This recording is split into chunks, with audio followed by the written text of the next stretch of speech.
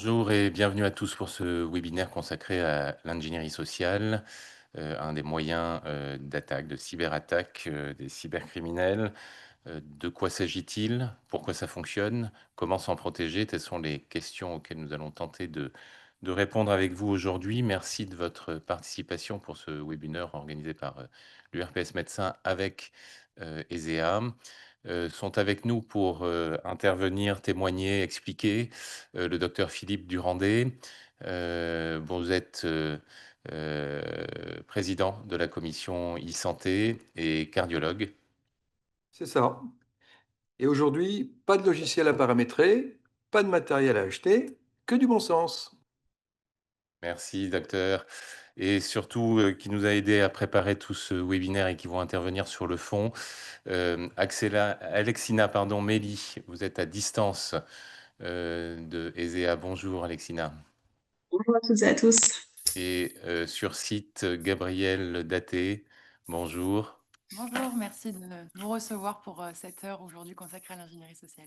Mais merci à vous de pouvoir nous donner toutes les explications et pouvoir répondre aussi à toutes les questions, parce que bien évidemment, c'est un temps d'échange. Vous avez à votre disposition sur votre menu le bouton Q et R pour questions-réponses. Vous n'hésitez pas tout au long de ce webinaire à poser vos interrogations, mais aussi à faire part de vos témoignages, de vos retours d'expérience si vous avez déjà été l'objet de ces cyberattaques par le biais de l'ingénierie sociale. Nous allons donc démarrer ce webinaire mais peut-être tout de suite par un petit quiz, parce que la cyberattaque, parfois, les consoeurs et les confrères considèrent que ça ne concerne pas tellement l'exercice libéral, hein, c'est pour les grosses structures, les hôpitaux, etc. Alors que justement, la logique de l'ingénierie sociale est de s'attaquer aux plus faibles, parce que c'est beaucoup plus facile et que ça peut rapporter. Donc, les médecins libéraux sont victimes d'un certain nombre d'attaques, nous le verrons, et de plus en plus ciblées d'ailleurs. Du coup, pour démarrer, nous allons pouvoir partager avec vous un petit quiz.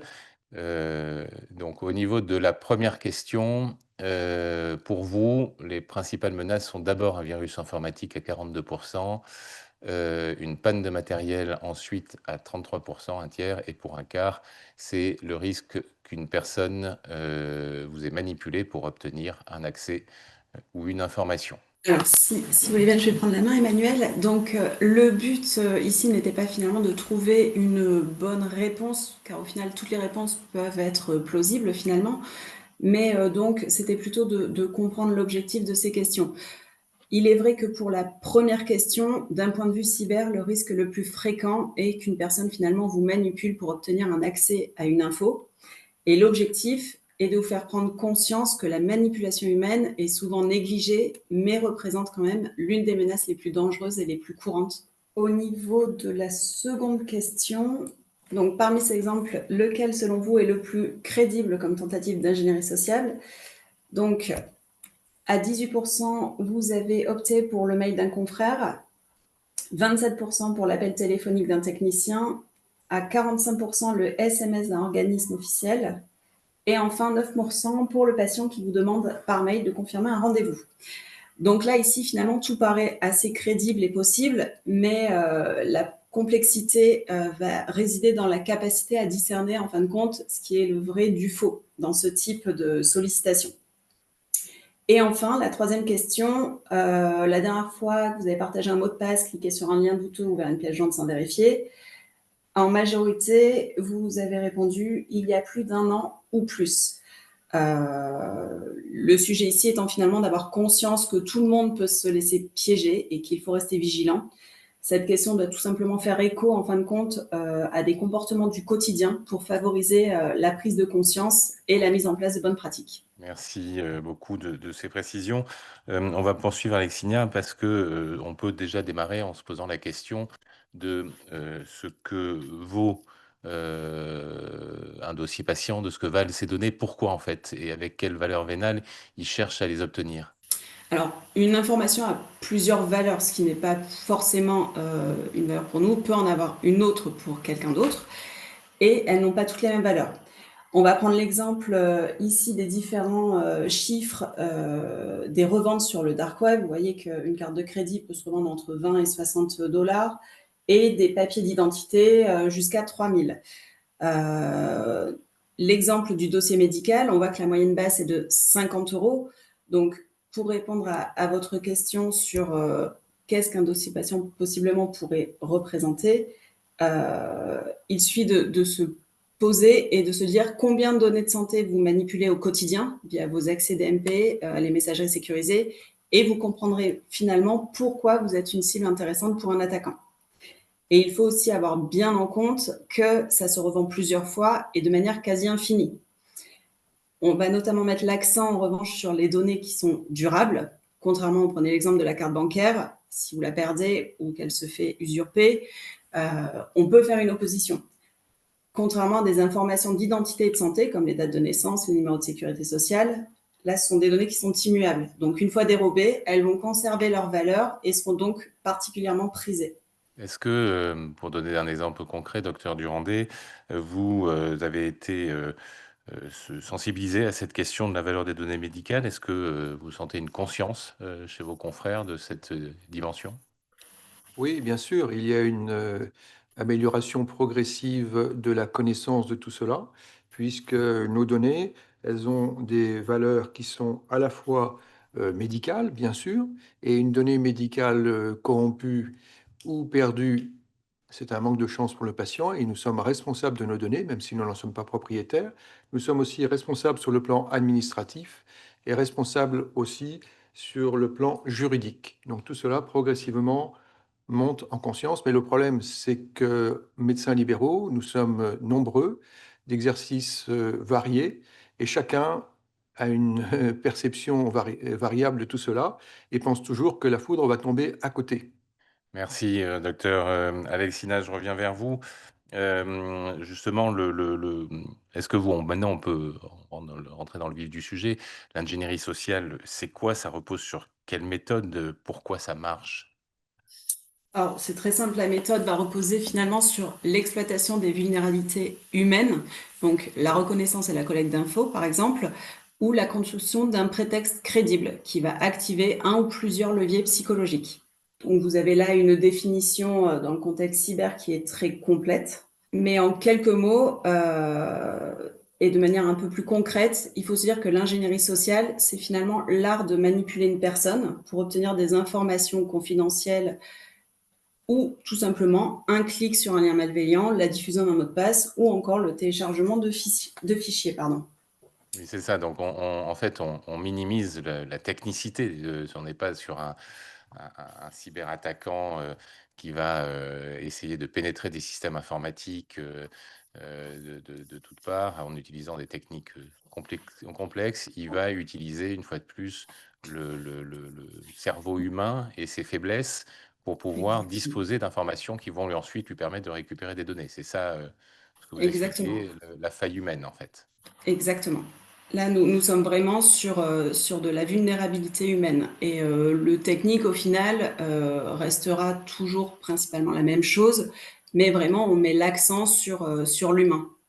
Donc voilà, qu'on puisse disposer de logiciels d'antivirus, de messagerie sécurisée, tout ça est important, bien évidemment, et il faut les avoir.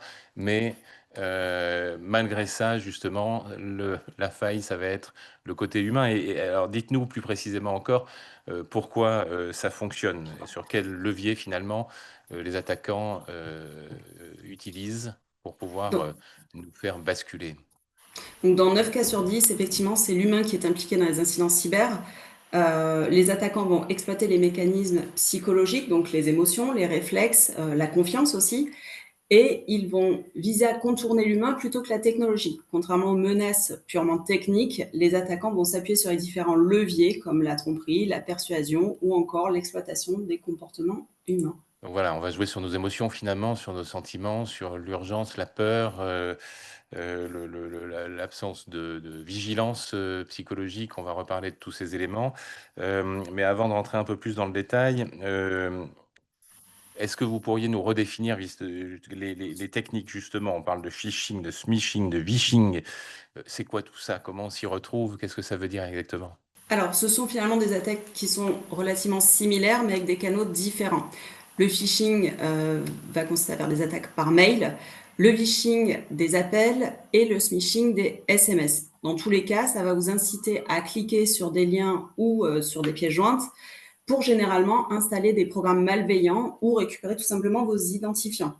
Donc le phishing, il faut savoir que ça reste le vecteur d'attaque dominant. Un phishing classique avec un lien malveillant représente aujourd'hui environ 56% des attaques. Il faut être vigilant sur le fait que désormais, les attaques sont très souvent rédigées à l'aide d'IA, donc ils vont être capables de personnaliser de manière beaucoup plus fine le message avec des noms, un jargon professionnel. Et cela, du coup, ça va être beaucoup plus compliqué de déjouer en fin de compte les filtres habituels et plus facile de tromper les destinataires. Au niveau du phishing, donc les appels téléphoniques, sur l'année 2024, nous avons constaté une hausse de 440% des activités de phishing. Donc, les appels, notamment là, on l'illustre avec les faux conseils bancaires. Et le smishing, c'est une attaque qui est très en vogue depuis 2-3 ans environ, avec une augmentation de 300%. Donc, je pense qu'on a tous reçu le fameux petit SMS nous précisant que le colis n'entre pas dans la boîte aux lettres et qu'il faut recontacter le numéro, cliquer sur le lien pour reprogrammer la livraison. Il faut être aussi vigilant sur ce qui se passe dans le monde physique, avec notamment l'usage des clés USB. Des clés USB infectées dans un endroit mis à disposition de manière assez aisée peuvent être un vecteur d'attaque potentiel. On a des exemples concrets qui ont notamment marqué un peu les attaques cyber, notamment Stuxnet. Pour essayer de contextualiser un petit peu et de vous donner une idée, c'est un vers informatique malveillant qui a été rendu célèbre en installant des charges, des logiciels malveillants sur des installations nucléaires iraniennes, donc il y a une quinzaine d'années. Et en fait, je prends cet exemple dans le sens où c'est un logiciel malveillant qui s'est attaqué en dehors de la sphère digitale. Il avait provoqué des dégradations physiques sur des infrastructures ciblées. Et pourquoi je vous parle de cet exemple? Tout simplement parce qu'on est dans le contexte des intrusions physiques avec les clés USB. Il faut savoir que les installations nucléaires iraniennes ne sont pas reliées à Internet, donc l'attaque a été perpétrée de manière physique, donc probablement par le biais de clés USB infectées.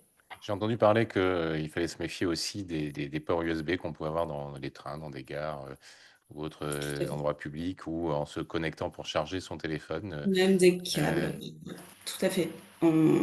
Aujourd'hui, dès qu'un port amovible ou même un câble de chargement peut contenir une charge virale. Donc, vigilance sur tous ces points-là. Docteur Durandé, vous êtes notre grand témoin d'une fois de plus aujourd'hui. Est-ce que vous avez déjà été confronté à ce type de tentative aujourd'hui dans votre exercice professionnel? On va dire que je me suis rendu compte de rien. Le problème, c'est qu'on travaille tous en équipe et que c'est le maillon le plus faible de la chaîne qui fait la qualité de la chaîne, et chacun est vulnérable, on le sait. Chacun a ses points faibles sur des sujets ou à des heures différentes. Et donc, il faut que tout le monde, que ce soit le médecin, le dentiste, la secrétaire, l'assistant, tout le monde doit être en permanence conscient que quand il se passe quelque chose d'atypique, qui n'est pas tout à fait dans le normal, il faut à chaque fois se poser la question, est-ce que par hasard, ça ne serait pas une forme d'attaque?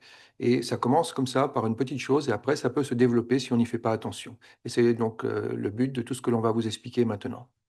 Sachant que j'insistais bien sur le caractère professionnel, mais en tant que médecin libéral, vous êtes confronté aussi au fait qu'à titre personnel, vous pouvez être attaqué, et sur votre téléphone, vous avez aussi des accès à votre environnement professionnel, sur votre ordinateur aussi, parce que vous êtes, voilà, dans une activité où le matériel peut parfois se mélanger entre différents mondes. Tout à fait, comme tout le monde, j'ai des livraisons tous les jours de choses que je n'ai pas commandées, j'ai plein de choses qui me font sourire, mais qui peut-être un jour m'amuseront moins. Donc vous percevez bien, l'impact, hein, parce qu'à un moment donné, je vais voler des données, par exemple, d'un dossier médical. Donc, je vais récupérer un numéro de sécu d'un patient, son nom, son prénom, son adresse, sa date de naissance, mais aussi le fait qu'il a eu, par exemple, telle consultation.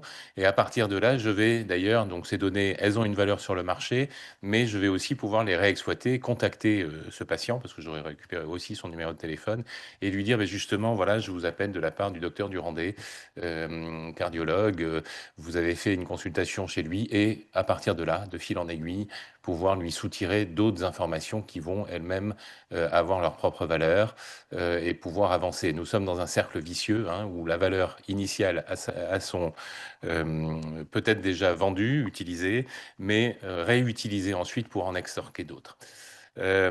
Donc, Alexina, voilà, c'est par ces biais cognitifs. Alors, nous avons un transparent là qui est difficilement lisible, mais qui a vocation à pouvoir être relu au calme par ceux qui récupéreront justement le dossier ensuite du webinaire. Ça agit sur notre cerveau directement, sur nos émotions en fait. Voilà. En fait, un biais cognitif, c'est un raccourci mental qui peut fausser notre jugement ou influencer nos décisions. Ce sont finalement des mécanismes qui vont pouvoir altérer notre capacité à évaluer un risque ou à prendre des décisions rationnelles.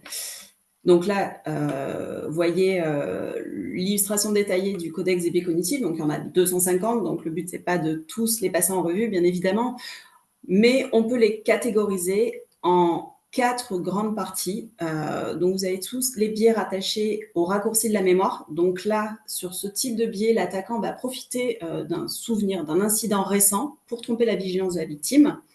La surcharge d'informations. Donc là, ce sont des biais qui vont être utilisés pour mettre sous une masse d'informations. La personne va prendre des décisions parfois rapides et donc dans la précipitation. Donc, potentiellement, elles seront peu réfléchies. Nous allons avoir les biais catégorisés dans la partie recherche de sens. Donc là, l'attaquant va exploiter le besoin de donner un sens à un signal qui est plus ou moins vague ou alarmant pour justement attiser la curiosité de la personne. Et enfin, les biais rattachés au fait d'agir dans l'urgence. Donc la pression temporelle, on l'a vu, qui va pousser à agir sans réfléchir.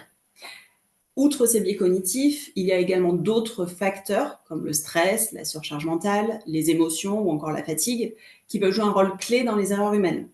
Ce qu'il faut dire finalement, c'est que les attaquants connaissent très bien tous ces leviers et vont les exploiter, parfois de manière simultanée, et cela pour nous piéger.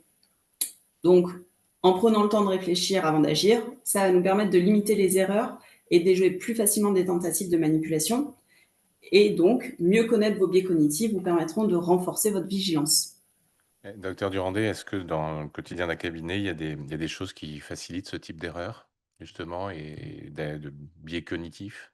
À tout moment, on fait plusieurs choses à la fois. Certaines sont plus urgentes que d'autres, plus importantes, et par moment, on répond à des choses sans trop réfléchir, comme tout le monde, hein. C'est ça, c'est jouer souvent sur la surcharge mentale, on l'évoquait.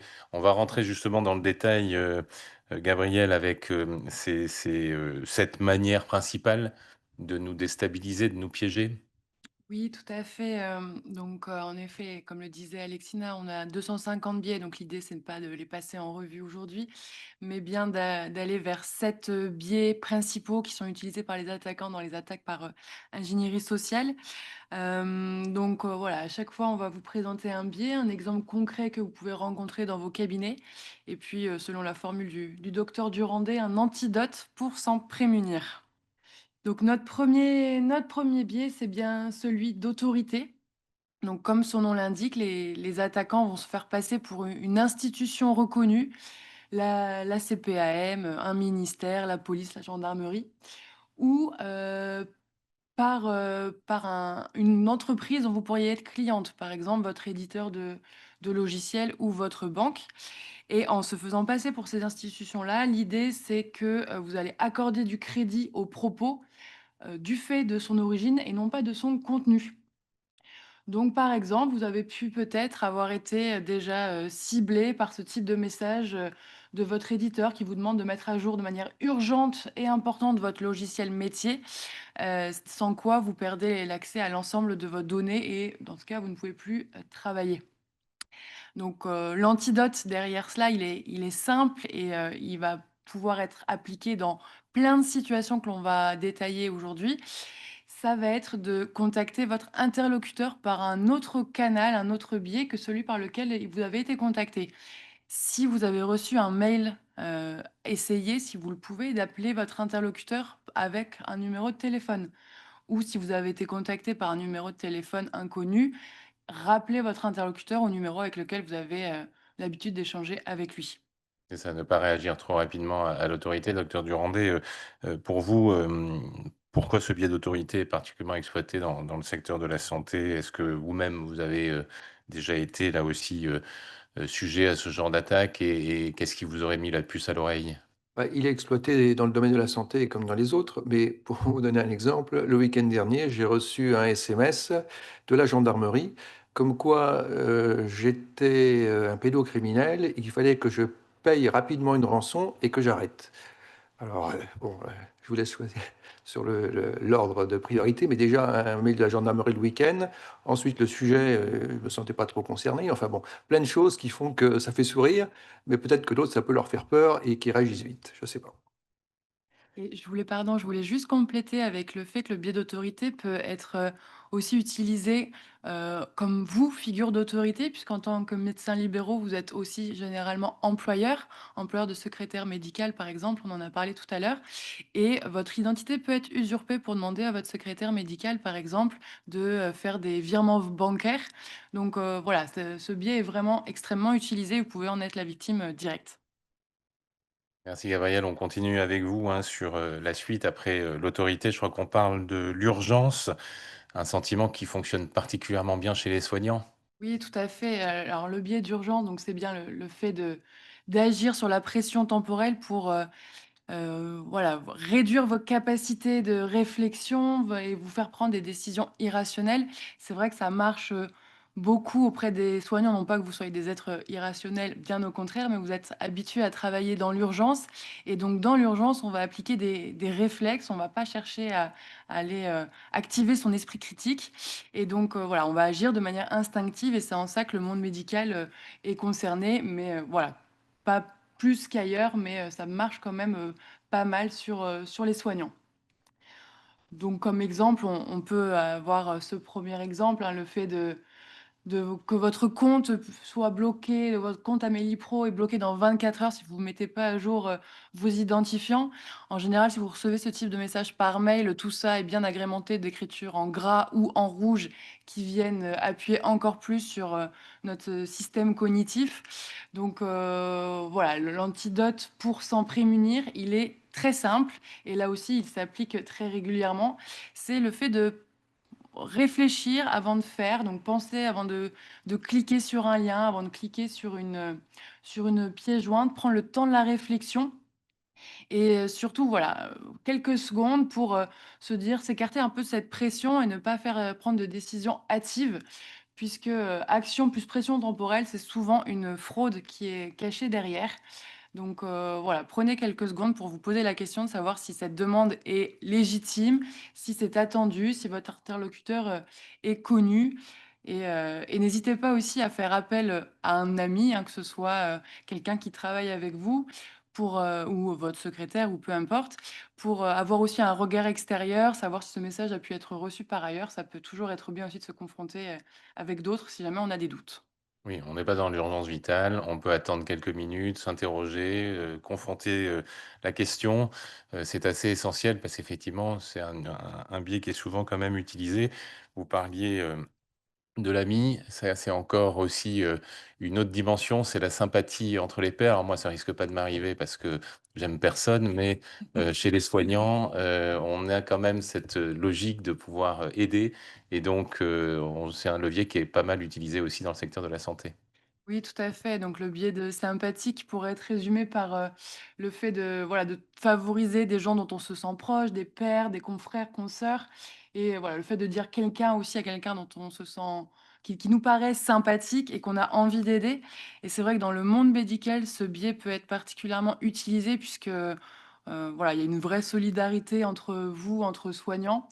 Parfois ce biais est bien sûr combiné à l'urgence, hein, et dépêche-toi de me donner un diagnostic, sinon mon patient va mourir. Donc c'est sûr que là, ça va activer plein d'autres choses.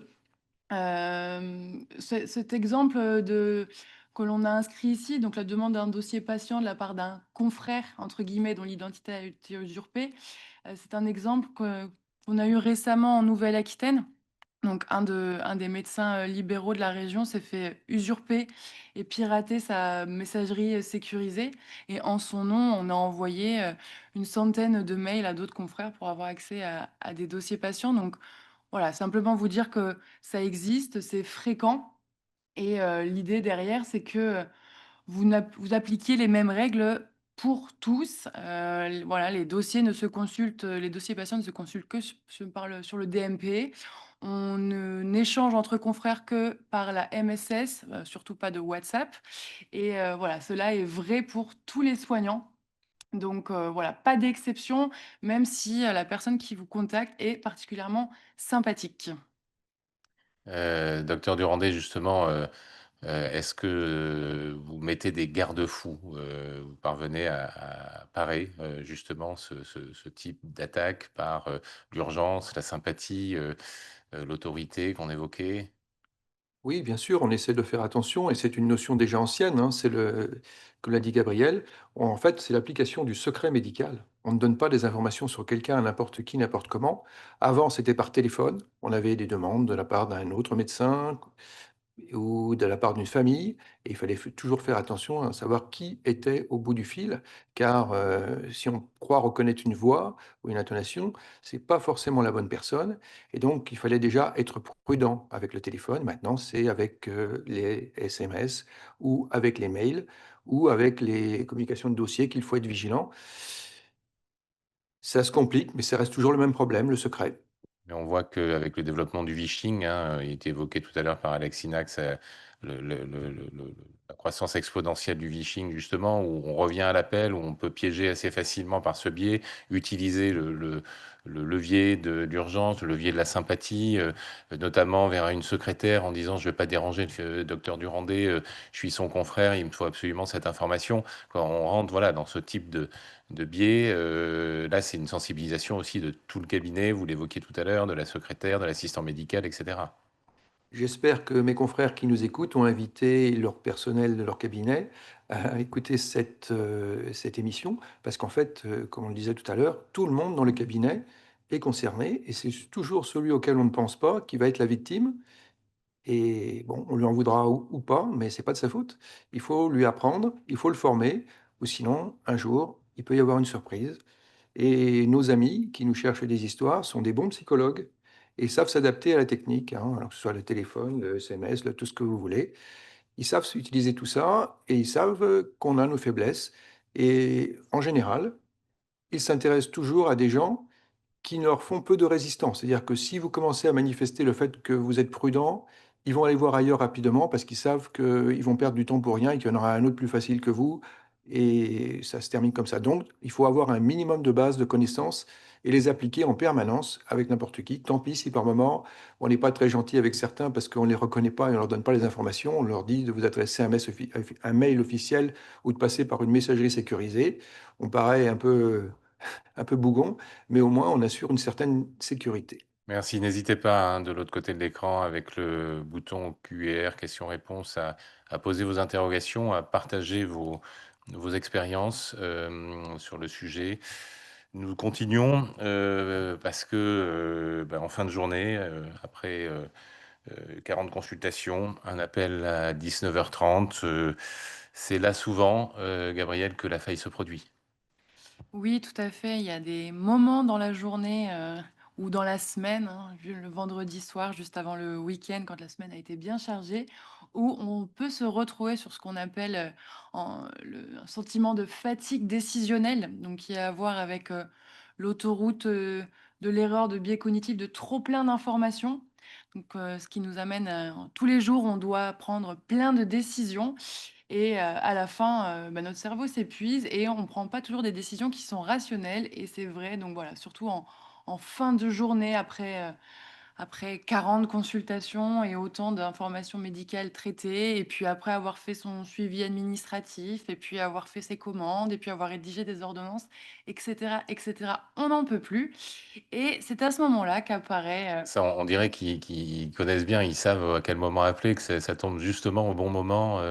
Alors voilà, parfois on peut se dire, vraiment ils sont très fins psychologues, parfois c'est le hasard, mais il est pas rare, c'est de moins en moins vrai là, mais en tout cas sur les établissements sanitaires, dernièrement, les très grosses attaques avaient lieu en plein milieu de la nuit, les week-ends, là où il y a peu de monde pour venir, s'en occuper. Donc voilà, c'est aussi, une manière, de prendre par surprise et le temps de réaction pour, gérer un incident cyber est hyper important. Donc heu, donc voilà, mais si on en revient à notre exemple, hein, vous pouvez recevoir des mails ou des appels, soi-disant d'un expert technique à 19h30. Ce n'est en général pas, un hasard. Posez-vous les bonnes questions. Est-ce que, votre éditeur travaille encore à 20h le samedi? Ce n'est pas sûr. Et puis, à l'inverse, n'ignorez pas non plus les alertes de sécurité que vous pourriez avoir tard le soir, parce que là, on montre toutes les alertes qu'il ne faudrait pas, prendre en compte, mais il y en a aussi certaines à prendre en compte. Hem, Imaginez que vous recevez, un mail vous disant que, vous vous êtes connecté sur un terminal qui n'est pas le vôtre. Bon, bah, ça, c'est ce genre d'informations qu'il ne faut pas ignorer et qu'il faut traiter de suite. Donc voilà, il y a plein de choses à avoir en tête et l'antidote ici, donc c'est bien d'essayer de rester vigilant, et de se garder peut-être, du temps dans sa journée pour faire, des choses de ce type-là, pour faire les mises à jour de sécurité, pour, voilà, contacter son éditeur si besoin. Mais attention à quel moment de la journée on s'en préoccupe. Gabriel, ma fatigue décisionnelle, elle survient bien avant le vendredi à 20h. Et juste une petite remarque, c'est qu'à mettre de côté toute une série de mails qui me paraissent, suspects ou à vérifier, ça finit à la fin par faire une, jolie pile et je pense qu'il y en a certains, pour lesquels je les mets de côté et ils resteront définitivement de côté. Donc il y a aussi parfois des vraies informations qu'on oublie. C'est le risque. C'est un Oui, pardon, c'est en effet le risque et mais bon, nous en cyber, on demande, on préconise à être un peu parano, donc mieux vaut laisser passer, quelques mails, et devoir subir des relances de la part de personnes avec lesquelles vous travaillez plutôt que de répondre à des mails de phishing et par contre, voilà, essayez d'avoir bien en tête toutes les alertes de sécurité qu'il faudra traiter. Alors pas, docteur Durandet posait une question, on en a reçu et je prends un petit temps là pour en traiter certaines. Justement, quelqu'un qui dit: «Mais comment garder du recul et de la vigilance quand on travaille seul?» C'est, là quoi, je vais vous laisser, commenter, mais ne pas en tout cas répondre dans l'immédiateté. Ça peut être ça quand même déjà la règle numéro un, le réflexe à avoir.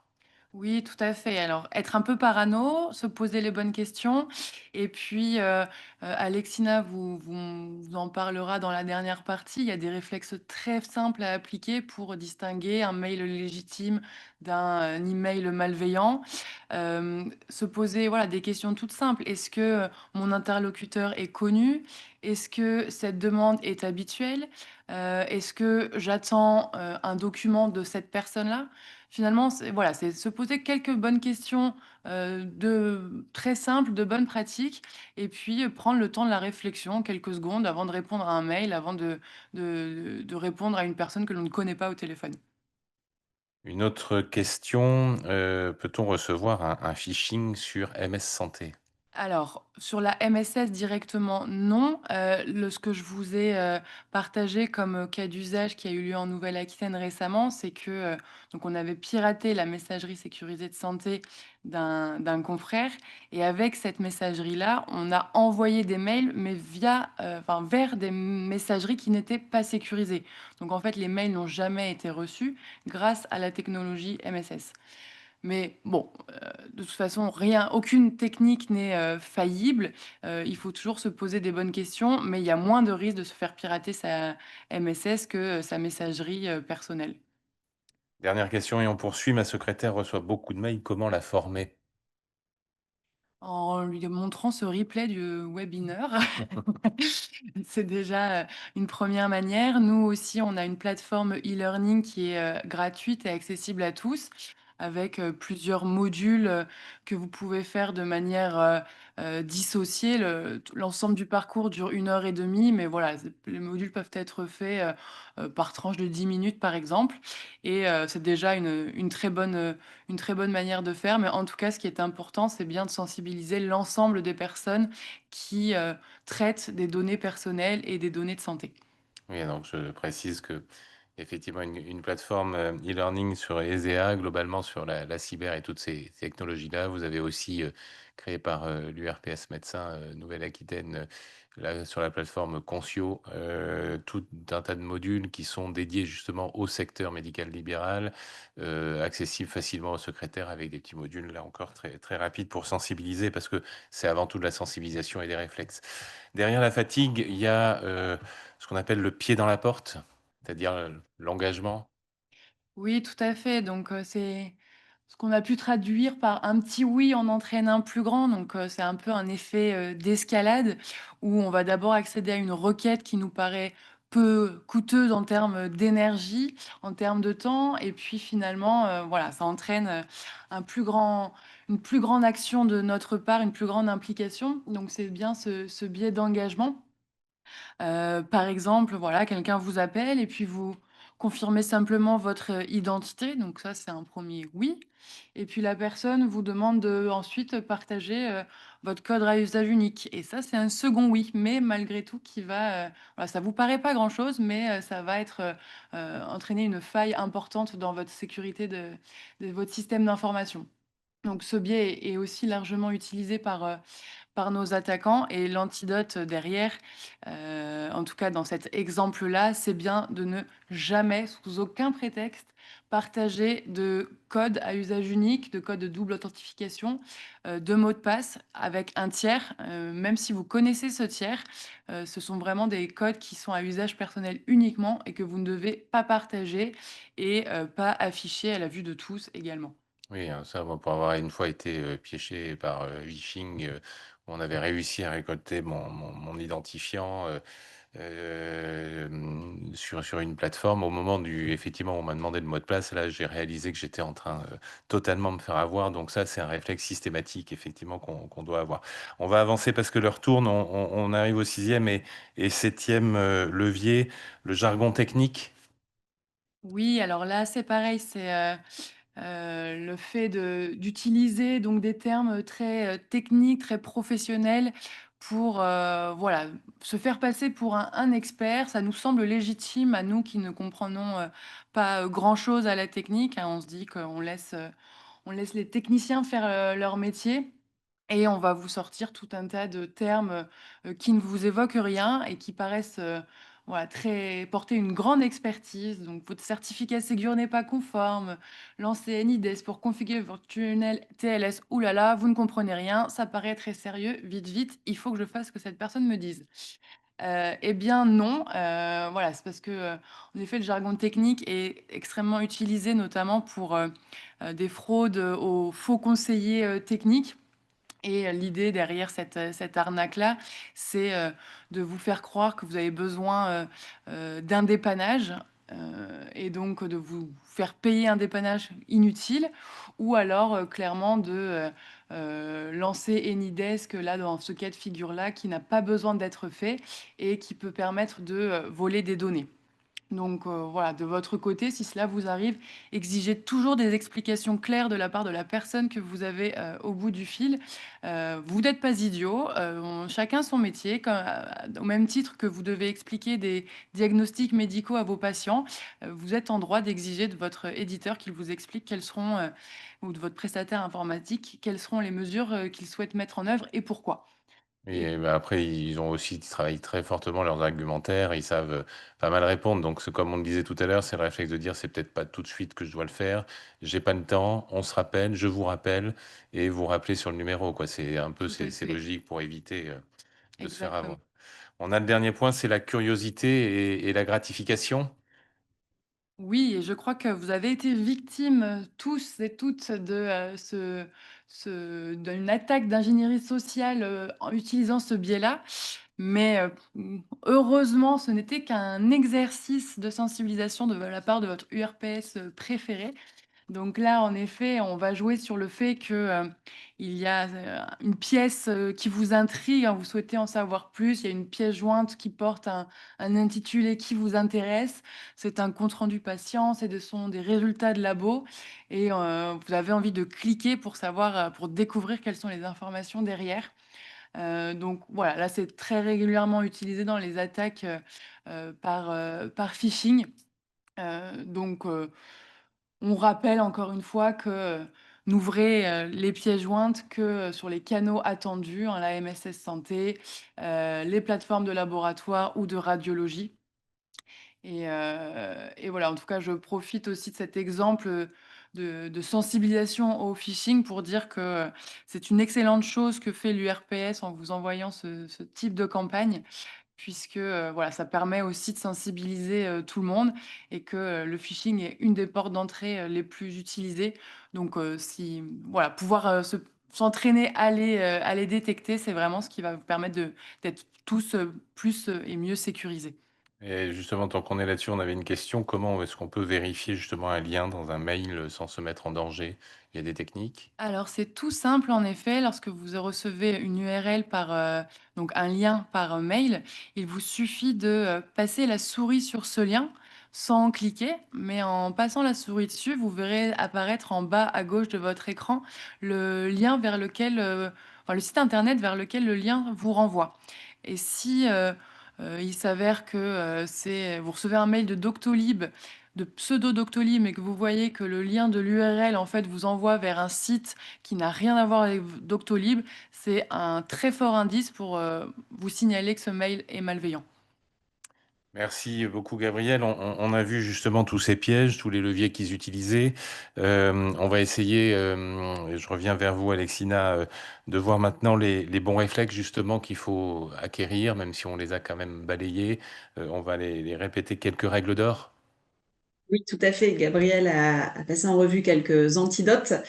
Donc, les règles de bonne pratique de sécurité à retenir sont, on l'a bien vu, que les codes restent strictement personnels et ne se partagent jamais. Aucune urgence ne peut justifier le partage et doit vous pousser à communiquer un mot de passe ou un code, ni même à installer un logiciel ou une application sur vos matériels. Et la vérification de l'identité de l'émetteur via des canaux officiels est impérative. Si vous devez rappeler ou confirmer une demande, ne le faites pas via le numéro fourni dans le mail, le SMS ou l'appel suspect. Utilisez toujours un numéro issu d'un annuaire officiel ou de vos documents internes, un contrat, un annuaire, un répertoire, peu importe. Après, il y a d'autres bonnes pratiques en complément de cela, mais vous les aurez dans le support par la suite. Qui consiste voilà, de se méfier toujours des urgences suspectes, protéger les mots de passe, sécuriser les appareils. Enfin, voilà, vous verrez, il y a plusieurs éléments détaillés dont on ne va pas forcément avoir le temps d'aborder ici. Mais voilà, le principe est de se rappeler que les cybercriminels exploitent la précipitation et l'urgence, justement, pour vous faire faillir et vous piéger. Et donc, il faut toujours prendre un moment de recul, un temps de vérifier avant d'agir. Merci. Donc derrière, vous retrouverez justement un peu dans le support justement une checklist, hein, parce qu'il y avait une question comme ça, y a-t-il une checklist à suivre au quotidien? Donc des différents réflexes, une dizaine. Mais pour conclure, docteur Durandé, vous avez pu mettre dans votre cabinet des protocoles un peu pour sécuriser ces aspects, pour améliorer les parades? Donc je suis dans un cabinet de groupe, on est plusieurs et bien sûr, régulièrement, on en discute et on essaye de progresser et vous l'avez compris, de nos jours, les attaquants s'intéressent essentiellement à ce qu'il y a entre la chaise et le clavier et pas à ce qu'il y a après le clavier et donc nous sommes tous susceptibles d'être attaqués, d'être vulnérables et il faut y penser, il faut faire ce qu'on a dit aujourd'hui. Donc, vous allez recevoir les éléments d'information qu'il y a eu pour faire ce webinaire. Vous pouvez les consulter, vous pouvez les diffuser. Si vous êtes intéressé, vous pouvez nous contacter pour qu'on fasse d'autres émissions plus pointues. Mais ce sujet est un vrai problème et tout ne passe pas par un antivirus. Merci Emmanuel. Merci. Donc effectivement, de temps en temps, On essaie de ne pas le faire souvent pour pas vous ennuyer non plus, mais voilà, on envoie des petits mails piégeants. On a reçu pas mal de remerciements de la plupart, de beaucoup, quelques agacements de certains, on peut le comprendre. Mais voilà, sur le dernière petite campagne justement de phishing qu'on avait envoyé pour derrière vous dire ah, ben, c'était un piège, faites attention et vous inviter à les suivre ce logique de e-learning, vous êtes 20% quand même à être tombé dans le piège. Donc voilà, restez toujours vigilant. Et puis vous avez ces plateformes de e-learning, des petits modules de sensibilisation. Vous êtes à peu près 500 par mois à aller régulièrement la consulter. Donc tant mieux, c'est un travail essentiel parce que aujourd'hui, une fois de plus, en tant que médecins libéraux, nous sommes concernés au premier chef. Plus les établissements se protègent, plus on a tendance effectivement à chercher des victimes vulnérables. Peut-être qu'on récoltera moins de données, que ce sera moins rentable en soi, mais chaque donnée a sa valeur et une fois de plus va pouvoir entraîner aussi derrière, on le présentait tout à l'heure. En Nouvelle-Aquitaine, il y a eu de nombreuses attaques dans les deux dernières années. Une clinique, un service d'imagerie qui ont été totalement bloqués pendant plusieurs semaines. Des cabinets de médecins généralistes, ils étaient 4-5, ils ont pu arrêter là aussi l'utilisation de leur travail. Ce qui est particulièrement important, voilà, soyez sensibles aussi qu'en tant que spécialiste libéraux, vous intervenez là aussi dans un univers qui est celui d'une clinique et vous avez votre propre système d'information et vous êtes connecté à celui de la clinique. Donc par tous ces biais, une fois de plus, les cyberattaquants peuvent rentrer, utiliser ces leviers, etc. Vous avez à l'écran, on vous a affiché un certain nombre de ressources, de liens. N'oubliez pas, ce qui est très important aussi, c'est de déclarer. Dès que vous avez un incident, ne restez pas seul par rapport à ça. Là encore, nous vous avions envoyé des petits stickers sur les mesures d'urgence aussi à prendre. Vous n'éteignez pas votre ordinateur si vous pensez qu'il a été piraté, vous vous déconnectez du réseau et vous appelez les numéros utiles qui vous permettent d'être épaulés, sachant que ESEA est aussi à vos côtés opérationnellement. On peut rappeler qu'il y a une adresse mail dédiée qui s'appelle cybersécurité tout attaché @esea-na.fr. De toute façon, vous retrouvez ça dans la ressource qui sera disponible sur le replay du webinaire. N'hésitez pas à faire savoir tout cela autour de vous, à envoyer le lien du replay parce que plus on sera sensibilisé, plus on se protégera collectivement parce que là encore, c'est une dimension collective qui est importante. Merci infiniment à tous. Je ne sais pas si Gabriel, Alexina, docteur Durandé, vous voulez intervenir pour conclure, dire un dernier mot. Gabriel. C'était très clair, simplement vous remercier de cette opportunité de partager les éléments d'ingénierie sociale avec vous et de ne pas hésiter, donc en effet, comme vous l'a dit Emmanuel, à nous contacter directement via notre adresse mail pour toute question liée à la cyber. On sera ravis de pouvoir vous accompagner si besoin. C'est nous, URPS, qui sommes contents de travailler avec vous parce que vous nous apportez un réel plus. Nous sommes des médecins, pas des informaticiens ni des grands psychologues de l'attaque informatique. Et donc, on apprend beaucoup avec vous et votre aide nous est précieuse. Merci. On conclura là-dessus. Prenez soin de vous et soyez vigilants. Ne vous faites pas avoir par l'urgence. Et on vous souhaite une très bonne fin de journée. À très bientôt.